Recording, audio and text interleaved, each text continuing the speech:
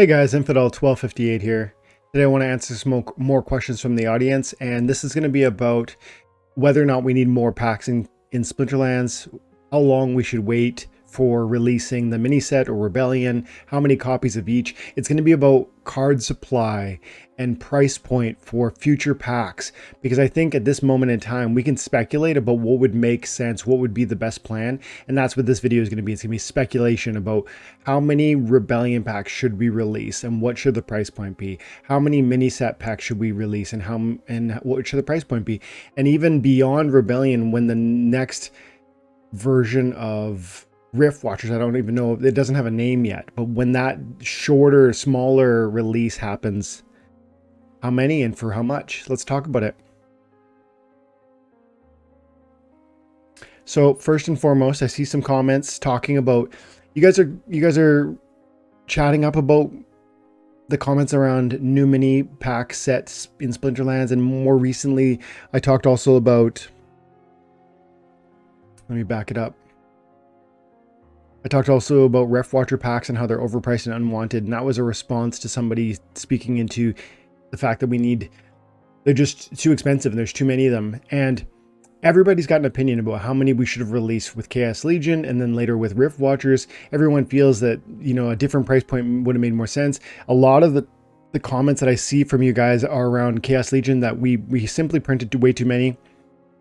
15 million is what we originally issued. And I think a lot of people seem to believe that, you know, 12 million was all we needed, quote unquote needed, because that's what we ultimately utilized before we started taking into account burns and setting some aside for future chest reveals and for even some to be used with Nifty Arcade. So 12 might be a number where we could start talking about a main set release. But Chaos Legion was a different time. Maybe it's, you know, not knowing how long this bear market is going to truly last. Maybe we need to pull that number back. Let's start by talking. Let's continue this conversation speaking about the big set and how many the next big set, which is Rebellion, should have. But then also the mini set, and then lastly the future Rift Watcher version, which we don't even have a title for yet. So I think probably 12 million might have made sense for Chaos Legion, but that was a certain moment and a certain part of this history for this game. And $4 a pack did seem like a relatively justifiable number. Again, there's criticism from a lot of you saying that it's way too expensive, and a lot of the comments say things like, oh man, the value, it takes too much money to get a max level copy. And that's true. It truly does. I saw Oscu say the same. He goes, not even Dwayne has a max Rift Watcher pack. I then saw, I think it was Yellow said, you know, if we want to play, I'm not showing the comment right here, it's somewhere in here. I read it earlier. Yellow said, you know, the thing we need to recognize is if we want to play at the highest level, we need to have the cards, and therefore we need to have the money. So this is not going to be a cheap game to play at the highest levels, no matter what. And I think that's true. Even if we issue tons of packs, like, I mean, not 15 million, but let's say 100 million. The problem is the best cards are still going to be relatively expensive in comparison to the cards that are, you know, overlooked and slept on. So, and that's hyperbolic. I don't think we're not going to see 100 million packs being released, but you know, we saw 15 of Chaos Legion. If we saw 20 of Rebellion, which we shouldn't, but let's say if we did, the cards themselves in Rebellion will be far cheaper on average, but there'd still be some exceptional cards that you have to have. The most pivotal cards would be the most expensive. And so I agree with both Oscu that it is very expensive to be at the highest levels, and with Yellow that's just part of how it goes. And in thinking that through, I really believe there's a give and a take here.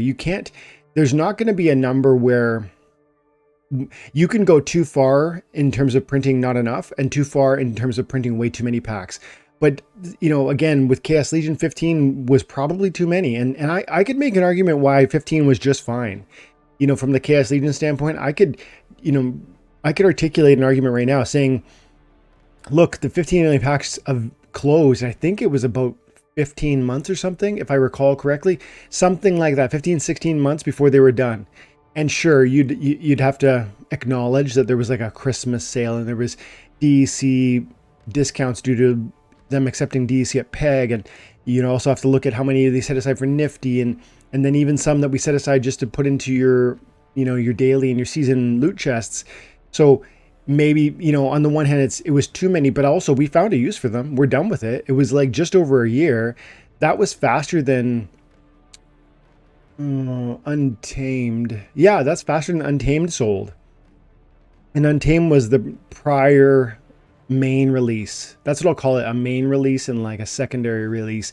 I don't know how else to refer to it as, but Untamed was a quote unquote main, and that took over, I think it was a year and a half, and then might even been longer than that, 18 months ish. And then Chaos Legion, I believe, was a couple months faster. And sure, we did different things to make those get off the shelves and move quicker. My point is, I could say to you, I think 15 was the right number, but then that was a certain time in our history. And I feel as though it probably would be prudent, just not knowing, first of all, not knowing how long this bear market is going to continue on. Second, looking at the lack of player influx lately. Third, recognizing that when there's a lack of cards, there's like a parabolic move in card pricing because of lack of supply and ongoing demand.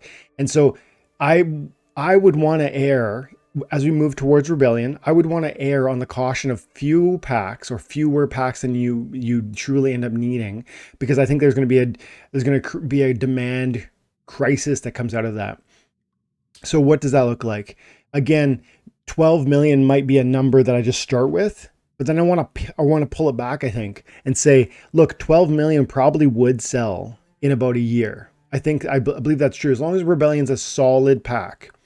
And again, what price point? Well, we saw $4 with Chaos Legion. I think we saw $5 with Rift Watchers. I think the team is desiring more value per pack and more packs. And in some people are going to say that's a cash grab.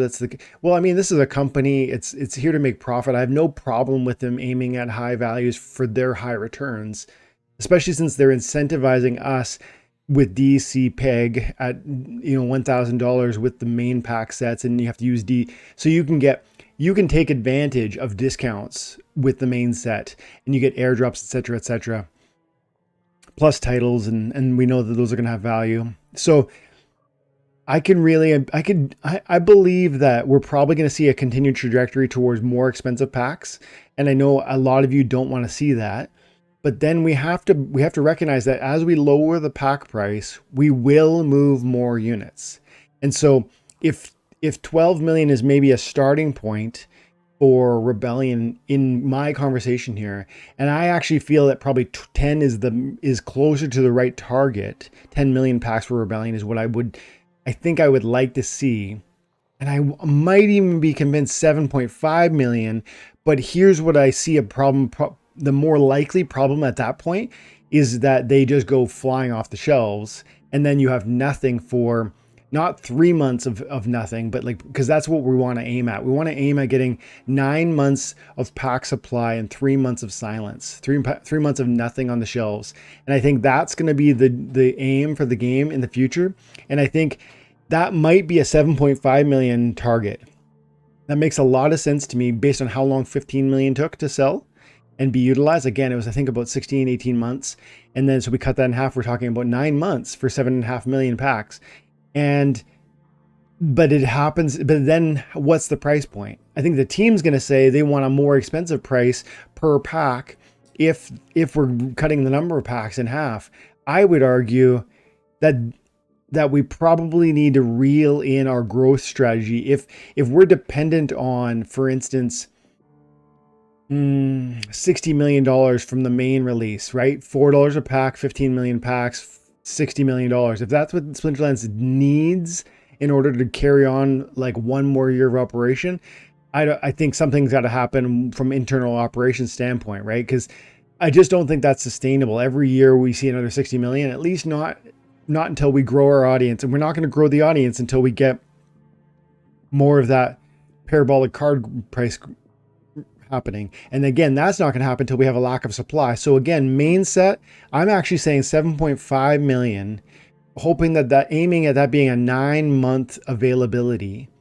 if it ends up being existent past the 9 months, I would want to see them be like, from day one. I want it in writing that they will start being burnt at the up to, actually, let's see, even like maybe at 8 months, I want them to start being burned, and I want them to be burnt until 9 months, and I want them done. I want them gone.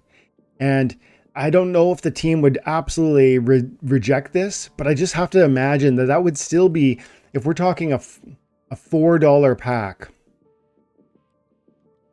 Are they going to do a $4 pack? Can I imagine that they would do a $4 pack? I know you guys want to see a $3 pack or a $2 pack. I don't think that's reasonable. I think that those price points were when there was no art team, there was no development, there was no significant server space. You know, there was nothing here when those packs were selling. There literally was no game when alpha packs were being sold. And now we have a totally different environment. And so I just can't imagine $2 packs, $3 packs. But, you know, I'm wondering if Rebellion ends up being a $5 pack. And maybe that's okay with 7.5 million packs with a burn strategy, as I previously outlined. That's what I'm going to guess right now. That's going to, I'm not just guessing though. I'm speculating that would be optimal for a 9-month window. And I want to see in the comments section below whether you agree with that or not. That's not me saying that every other main set should have that sort of release and price point. It's me saying Rebellion specifically, just recognizing when Rebellion could be released and what the economic, you know, scenario might be at that time. Just imagining the bear market's probably still continuing at that moment, and you know, there might be more economic turbulence in the, you know, the broader economy, and that could influence us. So that's where I'm landing. I think 7.5 million, $5 a pack, and I think that's the new main set. And yes, it's going to be around for 9 months or less than. Depending, if we buy them all in the first couple months, they're gone. But probably that won't happen, I think, based on our market demand and the value available, like the amount of money on the sidelines and seeming to be available at this moment. And as new releases have popped up, like Vruz or whatever else. And that brings me to the mini set. And I think the first thing with the mini set is we don't even know if the partnership has come through. And if it does, that will dictate largely, you got to know that's going to dictate price point, because if there's a partnership, then the IP, the intellectual property, is owned by somebody. That intellectual property is going to have a certain price point associated with it. And therefore Splinterlands is going to be negotiating, you know, a target settlement. Hey, you want, you know, $20 million to use your intellectual property. Okay, we need to sell X number of units, X number of packs at X dollar value. And so there's going to be that sort of conversation. I'm not saying 20 million. I'm just throwing a number out there. But, you know, if it was 20 million, you'd want to sell, let's say, you know, 5 million packs of $4 each. Of course, that's way too much, way too many packs. So, you know, but that's the line of thinking. When we talk about mini set, we're not just talking about cards that Splinterlands generates at the top of their head using their own in-house artwork. We're talking about intellectual property that has a price tag. And so I think these probably end up being more expensive than ultimately like the future Rift Watcher release than the next secondary set or that's to come. So I'm going to say that these probably end up being, again, in that $5 range, probably payable with SPS or DC, probably any asset, right? Vouchers involved for discounts. Maybe there'll be like 3 or 4 airdrops kind of thing. It'll be it's mini, right? So it's not going to be 15 airdrops. And I think it's wise if we talk about 1 million packs. Like I don't think 3 million's a number that we have appetite for. But it's definitely going to matter whether we say $5 or $4 or $3. That's a huge, gigantic difference where it'll affect how many packs we move. But I do think even if they're say $3, and I really don't believe they'll be $3, I think $5 is the price. I can't even imagine them going back to 4 at this point. Not for a mini set where we're paying for intellectual property. I think you can't possibly imagine we're going to move 3 million. And here's the thing. If we try something like that, 3 million packs, 2 million packs, I think we start bogging down the the shelves and giving people, like, again, like we've seen with Chaos Legion for a long time, and then Rift Watchers currently, the packs just sit. Yes, we sold out of Chaos Legion, but it took a long time. Rift Watchers are still on the market. We've got Soul Keep, we've got licenses, we've got Guild Up. There's just too many things right now to take your money. And I think we need to have set smaller targets. So for a mini set, I even can imagine 500,000. Make it super rare. But then it probably is going to be something crazy like $10. But I'd be okay with that. So I'm saying $10 for the mini set per pack, and there'd be a 50% discount on if you have vouchers. And then also, which is like a super, you better have vouchers, or hey, use those of us who have been here. Here's a thank you for all your, these are assets we're getting by just having assets staked in here. SPS for one, or validator nodes, etc. I don't like saying $10 for the pack. I'm saying this is probably what the team will do because they want to incentivize vouchers. They want to get a high ticket price for the mini set. And I think that's if they did 500,000, which in my mind would probably be feasible because one, it's such a small amount. It would be hyper rare, super desirable. The cards are going to be powerful. Like my friend Oski said, if you want to play at the highest levels, you're going to need these assets. And so I think if you start going that low, you're actually going to create a lot of excitement and demand. And it's going to be like a Nintendo or an Apple iPhone, like an iPhone type moment where they run out of supply and there becomes buzz about that. Like running out, if you went in the first day a new set releases, it sells out, or the first week, there's going to be excitement and buzz. And so I think that is an exciting advertising opportunity. Not to mention, hey, Intellectual, whoever we signed this contract with, we sold out your pack. All of them gone. I think that is the sales pitch for the next deal of similar nature. And so I think keep it small and make it like, yeah, I really think $5 is a better play, but I'm saying recognizing what Splinterlands has done, how they've grown, their entire team, the ever growing expenses, plus the deal and the fact that it needs to benefit the IP provider. I wouldn't be surprised if we saw something like a $10 ticket price with a half price with your voucher, and then you'll just use your voucher. So I guess it is a $5. So those are my thoughts on those two. And now I want to finish quickly with the conversation around the next smaller set, the secondary set, which is like equivalent to a Rift Watchers. Well, we saw 3 million packs here, and man, this hasn't worked the way we wanted to. But having said that, this hasn't sold as rapidly as we'd want, in part because Chaos Legion just took forever. It didn't take forever, but they were both on the shelves at the same time, plus Soul Keep, plus validator nodes, plus SPS has been, people have been desperately trying to buy SPS, plus SPS was the only way you could get Rift Watchers, and not everybody wants to sell their SPS. So there's a lot of complications with 3 million Rift Watchers moving, and I'm not certain that 3 million is a bad number for a future secondary set. So again, imagine we go through a whole 9-month window where Rebellion is released. There's only 7.5 million packs by my estimation. They're sold for $5 a pop, and I think they're done one way or another within 9 months. I think maybe they're done before that because we buy them too quickly. 6 months, maybe 7 months. But by 9 months, they're done for sure because there's a burn mechanism built into it. And then we get given a 3-month silence window where there's no packs at all. And then you give us that next secondary set. I think 3 million is not necessarily unreasonable. And I actually believe that 3 million is probably the long term. Because again, I think we're starting to now have a conversation about, are we yet in the bull market in this line of thinking, right? Because imagine we wait 6 months or 9 months to even release Rebellion. And then Rebellion is another 9 months. So we're now in a year and a half out. And then there's a 3 month of nothing. That's 21 months. So we're almost 2 years. I'm talking 2 years into the future of Splinterlands from today. And I think 3 million is probably in the right conversation for the next secondary set. But let's err on the side of less liquidity, less supply to drive excitement Like I said with the mini set 500,000, like I said with Rebellion, half of Chaos Legion, make them far more rare and drive excitement and see what happens in kind of a reverse situation. This year, 2022, 2023, we saw a saturation of the Splinterlands marketplace. Let's go through a lack of saturation. Let's go through a season where there's no saturation at all, where it's a real desperate. People want packs, and let's be reminded what that's like.